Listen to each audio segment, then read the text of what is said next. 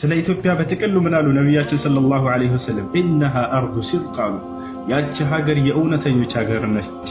ያሰላም እውነት በሄደላቸው ጊዜ በእርሳቸው በኩል ወደ ነጃሽ ወደ ንጉሱ ወዲያው እውነትን ተቀብሎ ለእውነት እጅ ስለሰጠ ስላመነ ኢነሃ አርዱ ሲድቅ አሉ። ያቺ ሀገር የእውነተኞች ሀገር ነች አሉ። ቀጥለው ምን አሉ ነቢያችን ሰለላሁ ዐለይሂ ወሰለም? ኡትሩኩል ሐበሻ ማ ተረከትኩም አሉ። አደራ ሀበሻን ኢትዮጵያን እስካልነካቻችሁ ድረስ ያችን ሀገር እንዳትነኩብኝ ብለዋል። ኢትዮጵያ የነቢይ ሙሐመድ ሰለላሁ ዐለይሂ ወሰለም አደራ ነች። አደራ ኢትዮጵያን ብለው አደራ ጥለው ነው የሄዱት። በዓለም ላይ ማንም ዓለም መጥቶ ኢትዮጵያን ቢያጠቃ ከነብዩ ሰለላሁ ዐለይሂ ወሰለም ጋር ነው የሚጣላው። አደራ ሀበሻን ማንም ሰው እንዳይነካብኝ ብለው ተናግረዋል። ኡትሩኩል ሐበሻ ማ ተረከትኩም አሉ። ስለ ኢትዮጵያኖችስ ምን ብለዋል? ከኢትዮጵያኖች የገነት ናችሁ ብለው የመሰከሩላቸው እንዳሉ ታውቃላችሁ። ቢላል ረዲየላሁ ዐንሁ ነቢያችን ሰለላሁ ዐለይሂ ወሰለም ሰሚዕቱ ቀርዐኒ ዐይኒከ ፊል ጀነት ያ ቢላል አሉት። ቢላል ኢትዮጵያዊ ሀበሻዊ የሆነ ሰው ነው። የነብዩ ሰለላሁ ዐለይሂ ወሰለም ሰሃባ ነው። ይህን ሰው የጀነት እንደሆነ መስክረውለታል ነቢዩ ሙሐመድ ሰለላሁ ዐለይሂ ወሰለም። ነቢያችን ሰለላሁ ዐለይሂ ወሰለምን እንደ ሞግዚት ሆና ያሳደገቻቸው ኢትዮጵያዊት ሴት እንደሆነ ታውቃላችሁ። በረካ ኡሙ አይመን ሐበሽያ። ነቢያችን ሰለላሁ ዐለይሂ ወሰለም ምን አሉ ስለ እርሷ? መን አራደ አን የተዘወጀ እምረአተን ሚን አህሊል ጀነ ፈዐለይሂ ቢሃዚሂ መርአ። ከጀነት ሴቶች መካከል አንዲትን ሴት ማግባት የፈለገ ሰው ይህችን ሴት ያግባሉ። የጀነት መሆኗን መሰከሩላት ማለት ነው። ይህ ነው ነቢያችን ሰለላሁ ዐለይሂ ወሰለምን ያሳደገቻቸው ኢትዮጵያዊ ሴት ነች። ነቢያችን ሰለላሁ ዐለይሂ ወሰለም ሙአዚናቸው ነቢይ ከተደረጉበት ዘመን ጀምሮ እስከ ህይወታቸው ፍጻሜ ድረስ አዛን የሚያደርገው ለእርሳቸው ማን ነበር? ኢትዮጵያዊ ሰው ነው። እርሳቸው ሙሩ ቢላልን ፈልዩአዝን ቢናስ ፈኢነሁ አንዳ ሰውተን ያሰላም። ቢላልን እዘዙት እርሱ ነው አዛን የሚያደርገው ለእኔ ብለው ተናገሩ።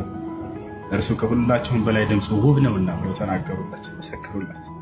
በጣም ያከብሩት ነበር። ነብዩ ሰለላሁ ዐለይሂ ወሰለም በጣም ይወዱት ነበር፣ በጣም ይወዳቸው ነበር።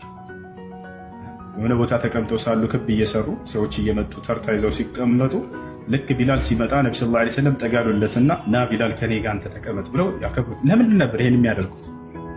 ባሪያንና ጥቁርን ዝቅ አድርገው ይመለከቱ ነበር ሰዎች አይደለ? ነብዩ ሰለላሁ ዐለይሂ ወሰለም ዘረኝነትን፣ ቀለምን በቀለም በዘሩ ዝቅ የሚደረግን አካል የበላይ ያደረጉ በተግባር ያሳያቸው ነበር። ወደ ከፍ አድርገው ያሳያቸው ነበር። ማንም ሊንቃቸው አይገባም። እንዳውም ክብር ከማንም በላይ የሚሰጧቸው እነሱ ነበር። ዘረኝነትን በአንደበታቸው በቃላቸው ብቻ ሳይሆን ዘረኝነትን ራቁ ብቻ ሳይሆን በተግባርም ይሄን ነገር ውድምድሙን ያጠፉት፣ ውድምድም አድርገውታል በተግባር እና ይሄን ይመስላል። እና ይህ ቢላል ነው። ነቢያችን ሰለላሁ ዐለይሂ ወሰለም በጣም ይወዱት ነበር። የሚገርማቸው እርሳቸው ካረፉ በኋላ ቢላል አዛን ማድረግ አልቻለም። በቃ እኔ ከመዲና ልሄድ ነው አለ። ለምን አሉት? ረሱል ሰለላሁ ዐለይሂ ወሰለም ካረፉ በኋላ የእርሳቸውን ጠረን ስናገኝባት የነበረችው ሀገር ዛሬ እርሳቸው ጠረን የለባት። ስለዚህ መዲና መኖር አልቻልኩም ያለ እርሳቸው ካረፉ በኋላ በቃ እኔ ልሂድ አለ። አልቻለም እዚያች ሀገር ላይ መኖር ይላል። አቡበክር ስዲቅ መጣና አቡበክር ስዲቅ ነው ከባርነት ቀንበር ነፃ ያወጣው አይደለ? ኧረ ቢላል አትሂድብን አዛን አድርግልን ምናምን ብሎ ለመነ። አውቃለሁ አንተ እንደገዛኸኝ የዛን ጊዜ ነው ከባርነት ቀንበርን ነፃ እንዳወጣኸኝ፣ አትሂድ ካልከኝ አልሄድም አሉ። ያንተ ባሪያ ነኝ አለ። ነገር ግን የምትፈቅድልኝ ከሆነ እኔ ገዝቻለሁኝና እዚህ ተቀመጥ ካላልከኝ የኔ ፍቃድ ከፈቀድክልኝ እንደሄድ ፍቀድልኝ። ረሱል የሌሉባት ሀገር ዳግም ለመቀመጥ ከብዶኛል አላቸው። ለዚህ በቃ ለቆ ሄደ። በቃ ምን ያክል ነብዩ ሰለላሁ ዐለይሂ ወሰለም ሲወዳቸው እንደነበር ከሰማይ እንደመጡ ሰባት ሰማይ አድርገው ወደ ምድር እንደመጡ ያ ቢላል ሰሚዕቱ ቀርዐኒ ዐሊከ ፊል ጀነ አሉት።